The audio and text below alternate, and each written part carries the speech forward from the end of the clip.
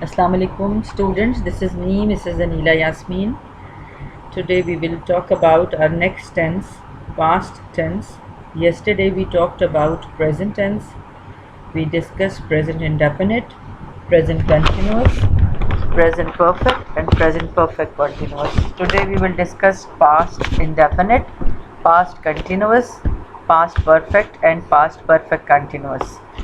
In the first past indefinite, we will follow certain rules and then we will be able to translate an Urdu paragraph into English. तो in fact students ये आपको Urdu paragraph दिया जाएगा जिसको आपने English में translate करना है। ये आपका क्वेश्चन नंबर 7 है पेपर में। तो आपने उस जुमले को पहले पूरे पैराग्राफ को रीड करना है।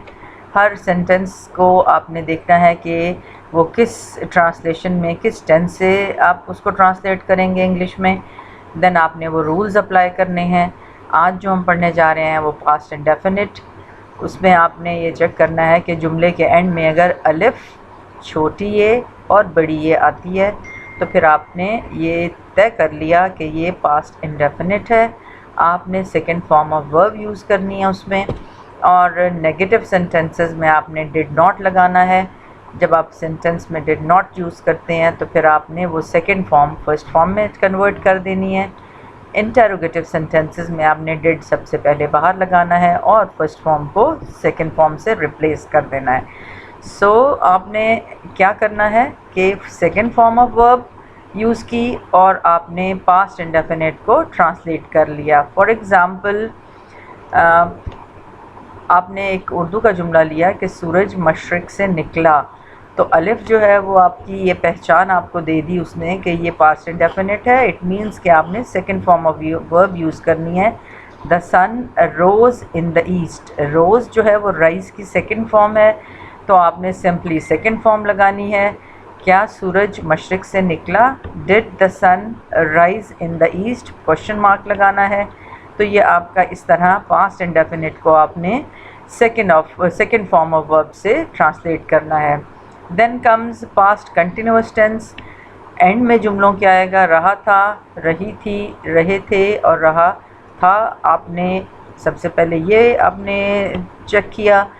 जब आपको ये हो पता चल गया कि ये पास्ट कंटिन्यूस टेंस है तो फिर आपने इसमें वॉज और वर लगाना है, हेल्पिंग वर्ब्स। और आपने वर्ब की fourth form means first form plus I N G form आपने लगानी है। जैसे सूरज मशरिक़ से निकल रहा है, द सन निकल रहा था तो आपने लिखना है the sun was rising in the east. Negative sentences में इन्हीं हेल्पिंग वर्ब्स के बाद नॉट लगाने से आपका सेंटेंस नेगेटिव हो जाता है। और इंटरोगेटिव सेंटेंसेस को आपने इन्हीं हेल्पिंग वर्ब्स को जुमले में से बाहर निकाल के सबसे पहले लिखना है और एंड में क्वेश्चन मार्क लगाना है। तो उससे वो जुमला आपका इंटरोगेटिव हो जाएगा। Was the sun rising in the east. So आपने वॉज सिंगुलर्स के साथ लगाना है और वर्ब प्लूरल के साथ लगाना है। हाँ, यू के साथ हमेशा वर्ब लगाया जाता है लेकिन पास्ट इंडेफिनिट ये पास्ट कंटिन्यूस में आपने बस ये ध्यान रखना है कि वर्ब की फर्स्ट फॉर्म के साथ आपने आईएनजी फॉर्म यूज़ करनी है। Then comes past perfect tense. Past perfect में जैसे मैंने आपको प्रेजेंट परफेक्ट का बताया था, या था, अब यहाँ पे आपने रिप्लेस करना है उसी से। पास्ट परफेक्ट में चुका था, चुकी थी, चुके थे, या था, ये थी, ये थे। आपने लिखना उर्दू का जुमला कि वो कहानी पढ़ चुका था तो आपने यहाँ पे थर्ड फॉर्म ऑफ वर्ब लगानी है। चुका था तो आपने इसमें हैड लगाना है क्योंकि पास्ट परफेक्ट टेंसेस में आपने हैड के साथ थर्ड फॉर्म। वैसे हैज़ और हैव का याद रखें, हैड जहाँ भी आएंगे फॉर्म ऑफ वर्ब जो है वो थर्ड पे चली जाएगी। तो आपने यहाँ पे पास्ट की वजह से हैड लगाना है हेल्पिंग वर्ब और आपने थर्ड फॉर्म ऑफ वर्ब कि वो कहानी पढ़ चुका था। He had read the story. Read he word था ये जिसको मैंने प्रोनाउंस करते हुए पास्ट टेंस की सेकंड और थर्ड फॉर्म में इसको रेड पढ़ा जाता है। स्पेलिंग्स वही होते हैं जो कि रीड के होते हैं।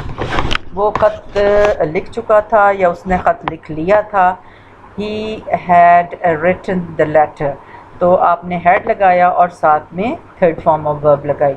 जब आपने नेगेटिव बनाना होता है तो फिर आप नेगेटिव के लिए हैड नॉट यूज़ करेंगे और इंटेरोगेटिव के लिए इसी हैड को बाहर निकाल लेंगे जुमले से और क्वेश्चन मार्क एंड में लगाएंगे।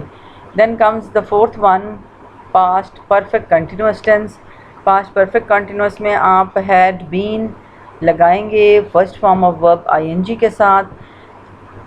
सुबह से बारिश हो रही थी, it was raining since morning. तो अब आपने इट हैड बीन रेनिंग को आपने कर दिया कि it had been raining since morning. Was जो है वो गलत हो जाएगा। तो आपको जो कॉमन मिस्टेक्स करते हैं बच्चे, वो जब सिंस और फॉर का इस्तेमाल होता है तो उसमें वॉज वर लगाते हैं। तो आपने had been, it had been raining since morning, ये इसका सही जुमला है। सुबह से बारिश हो रही थी और वो 2 साल से इस इदारे या इस कॉलेज में पढ़ रहा था। He had been studying in this institution or college for 2 years. तो अब आपने for और since का केयरफुली यूज़ करना है। प्रीवियस लेक्चर में मैंने आपको बताया था। Now comes future tense। Future में भी इसी तरह 4 आप लोगों ने देखने हैं, future indefinite, future continuous, future perfect and future perfect continuous. तो फ्यूचर इंडेफिनिट में गा, गी, गे और आपने विल और शल का यूजेज करना है और फर्स्ट फॉर्म ऑफ वर्ब कि वो खत लिखेगा, he will write a letter. तो सिंपल है ये टेंस भी, गा, गी, गे से आपको पता चल जाएगा कि इसमें विल और आपने क्या लगाना है, first form of verb will और शल। सेकंड इसका आता है फ्यूचर कंटिन्यूस टेंस। बारिश हो रही होगी, इट विल बी रेनिंग। तो अब आपने आईएनजी फॉर्म डेफिनेट है कि कंटिन्यूस में लगाई जाती है, तो यहाँ पे आपने विल बी और शैल बी लगाना है। और इसी तरह इसका फ्यूचर परफेक्ट जब आएगा कि सुबह से बारिश हो चुकी होगी, इट विल हैव बीन रेन्ड। अब आएगा विल हैव बीन, तो अब आपने विल हैव बीन लगाना है, ठीक है। और फिर फ्यूचर जो परफेक्ट कंटिन्यूस है कि 2 दिन से बारिश हो रही होगी, it will have been raining for 2 days। तो अब आपने डिफरेंस देखना है कि इन तीनों टेंसेस में प्रेजेंट टेंस और फिर उसके बाद पास्ट टेंस और फिर फ्यूचर टेंस में आपने केयरफुल रहना है कि आपने किस तरह सेंटेंसेस को सॉर्ट आउट करना है कि कौन सा जुमला। मैं एक क्विक रिव्यू आपको बता देती हूँ कि इंडेफिनिट जो हैं तीनों, फर्स्ट वन जो है प्रेजेंट इंडेफिनिट, उसमें ता है, ती है और ते है आएगा। First form of verb use होगी ही, शी, इट के साथ। सिंगुलर के साथ आपने एस और ईएस लगाना है। आई, यू, वी, दे और प्लूरल के साथ आपने फर्स्ट फॉर्म ऑफ वर्ब लगानी है। फिर पास्ट इंडेफिनिट आता है, उसमें अलिफ छोटी है और बड़ी आएगी और आपने उसमें सेकंड फॉर्म ऑफ वर्ब लगानी है। और फ्यूचर इंडेफिनिट में आपने first form of verb will शैल के साथ लगाना है। लाइकवाइज आपने कंटिन्यूस पे आ जाएं। कंटिन्यूस में प्रेजेंट सबसे पहले है। प्रेजेंट कंटिन्यूस में आपने is, are, am ING form के साथ फर्स्ट फॉर्म, फिर पास्ट कंटिन्यूस में was, were ING first form और फिर फ्यूचर में will be ING first form लगानी है। फिर इसी तरह सेम आपने परफेक्ट पे आ जाना है। तीनों का परफेक्ट चेक करते हैं। प्रेजेंट का परफेक्ट में आपने लगाना है हैज़, थर्ड फॉर्म लगानी है। पास्ट के परफेक्ट में आपने हैड और थर्ड फॉर्म लगानी है और फ्यूचर के परफेक्ट में विल हैव और शैल हैव लगाना है। सॉरी विल जो फ्यूचर का है आपने उसमें फिर वही परफेक्ट के लिए आपने हैव और हैज़ का इस्तेमाल करना है परफेक्ट। और फिर एंड पे आ जाए, आखिरी जो है continuous, future perfect continuous, present perfect continuous और पास्ट परफेक्ट कंटिन्यूस। इन तीनों कंटिन्यूस में आपने इसी तरह हैज़ बीन और उसमें हैड बीन और फिर विल हैव बीन तरतीब से जो मैंने बोले, जो शुरू से हमने पढ़े हैं कि प्रेजेंट फिर पास्ट और फिर परफेक्ट और इसमें सिंस और फॉर का आपने केयरफुली इस्तेमाल करना है। So it was all about tenses. सबसे पहले आपकी वोकैबुलरी अच्छी होनी चाहिए टेंसेस ट्रांसलेशन के लिए, आपको फॉर्म्स ऑफ वर्ब अच्छी तरह याद हों, then it would be possible for you to translate an Urdu paragraph in accurate English. So practice it. Practice makes a man perfect. तो आपने ट्रांसलेशन के लिए सबसे ज़रूरी चीज़ प्रैक्टिस रखनी है। Thank you very much students. इंशाल्लाह ताला नेक्स्ट वीक हम अपनी टेक्स्ट बुक में से